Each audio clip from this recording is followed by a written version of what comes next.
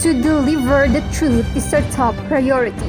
One vision with one mission, only factual news RE.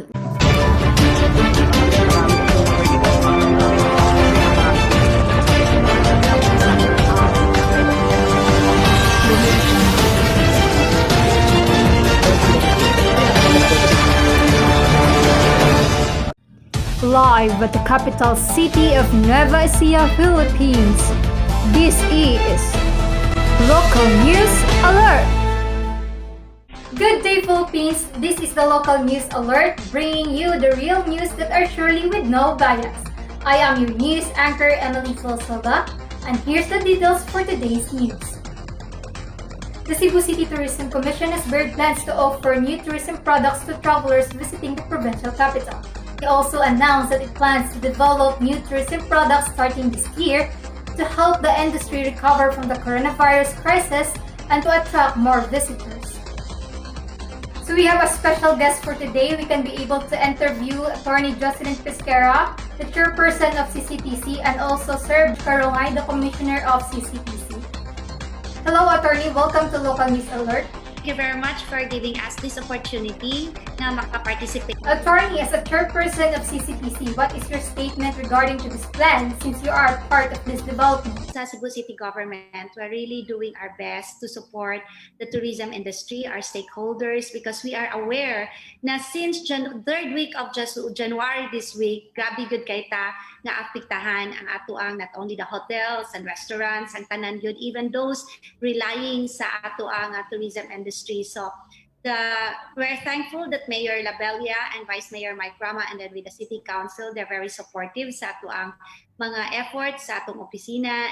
And then rest assured, by the January, we will be very ready, and even by December, we'll be coming up with events to really spur up mga interest in our tourism industry. And then by next year, we're planning to roll out so many activities and especially ang mga bago nato nga mga tour routes para maka-encourage not only atong domestic tourists, but maybe hopefully once we open up na gyud ta for international tourism, so ready na ta to cater all our visitors here in our city. That's very interesting to hear, Attorney, since tourism is a really big player in the industry, and as what you said, that CCTC are trying to prepare a big comeback, and hopefully it will continuously doing good so that all over you can start again.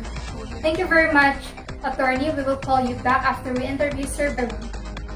Hello, Sir Rongay. Welcome to Local News Alert. Sir, same question that I asked to Attorney. What is your statement regarding to this plan of CCTC? Okay. It's been a year ever since we got the prestigious designation from UNESCO as one of only 40 cities around the world recognized as a city of design. My name again is Butch Carongay, and I led the bid committee last year from the private sector. When we submitted the documents to UNESCO Paris katong July, obviously ang COVID-19 wala pa on anyone's radar. Back then, we were required to propose a 5-year developmental plan for the city's many creative sectors. Unfortunately, the pandemic has greatly impacted our timelines and forced us to tweak the different interventions. So I'm here today to give you a brief overview of what's been done since the lockdown and how we're pivoting our next steps so they're relevant, impactful, and sustainable. When the first lockdown got implemented in March, timing sa kaayo to nga I started a consultancy with UNDESA, which is the Department of Economic and Social Affairs in New York. So we immediately shifted our focus of the assignment to COVID-19 impacts on the city's creative sectors. So nasultian ta, kay we're the only one, I think, in the world nga na ongoing project for this under the DESA. So the first order of business really was to understand, quantify, and refine the data on the city's many disciplines. Last year, na-estimate nato nga ang overall size of the creative sectors in Cebu is about $500 million, or 7% of Cebu's GDP, which is consistent with other approximations from other studies abroad and nationwide. Let me emphasize that these are best guesstimates utilizing the creative trident approach, kaya ang Philippine government does not isolate and and standardize the reporting of creative industries. So utilizing tools such as literature review, focus group discussions, expert consultations, as well as 2 surveys conducted in May and August, we were able to formulate this first ever snapshot of Cebu's very diverse creative subsectors, which cover all the disciplines as defined by the United Nations Committee. For example, it makes a lot of sense. The largest subsector is functional design, which is composed of furniture, home accessories, apparel, and fashion accessories. Those are the long-established creative exports of Cebu. Second is the creative services sector, composed of advertising, interior design, creative services, and all of that. Third is ang visual arts, which is photography, painting. Fourth is new media, which includes all the digital content. And fifth is performing arts.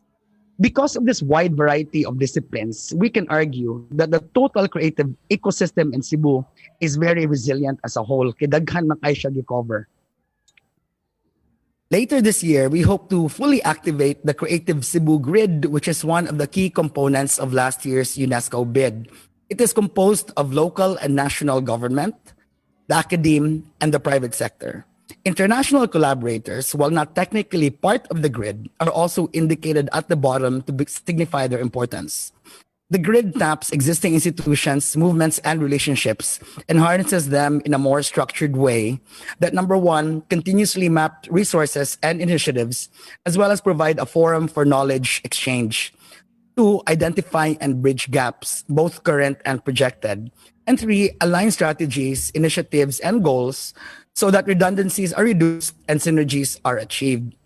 Thank you, Commissioner Karungay, for giving your statement a nice presentation. We will back to ask question Attorney Jocelyn Pesquera. Hello, Attorney. Attorney, what do you think about bridging the gap between tourism and creativity? Do you think this is the new strategy in tourism in Cebu City? That's why earlier I mentioned that we're so thankful that Butch is a very good addition to the Tourism Commission because ang all his ideas about creativity makatabang yun na nato. And as I mentioned earlier, we're developing new tour routes. Kaya mao man na ato ang come on for our tourists here in the city, that we are not only limiting ourselves on the Spanish era, but we also have a lot of structures which were built during the American era, and then also we have a rich history about during the Japanese era. So all these natong mga bago natong ipang develop na tour routes dako kaayo ikatabil ang creative industry kay only the narratives nga ato ang mahimo, but also kanig yung di man gud nato pwede nga i-promote lang dito nato ang buildings, but ato sa nang mangingon nato nga kanang i-retrofit pa na nila ang ilahang mga structures to make it very what you call this enticing for our tourists to visit. So with the help of the creative industry, ato gyuning ma-put in place ang ato mga bagong plans para sa tourism industry here in the city of Cebu. Okay, again, thank you so much, Attorney Jocelyn Pesquera and also Sir Garungay for letting Local News Alert to get your statement. Thank you. And this will be the end of today's news. This is Local News Alert. Again, I'm Emily Silva, your news anchor. Saying only factual news are